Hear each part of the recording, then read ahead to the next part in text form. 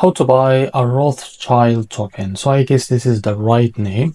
Now before we start, this is not financial advice. I'm not professional or economic expert. So before investing in any project that you find on my channel, please do your own research. Also, there is a referral code down in the description. You can get free money or also crypto with the best referral code. Simply goes below. Fund your account, enjoy the benefits.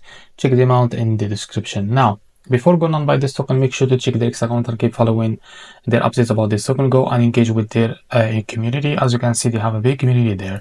So make sure to check their Telegram channel too. Now, as you can see, this token is available on the screener. It created 5 hours ago and increased by 400% in the last 24 hours. The liquidity here unlocked by 100%. That's meaning your investment in the safe place. This token also trends in #1 on Solana transaction. Now, to be able to buy this token, it's easy and simple. Copy the token address from here. Open your wallet. For that, I will use the Phantom wallet. I will just log into my wallet first, as you can see.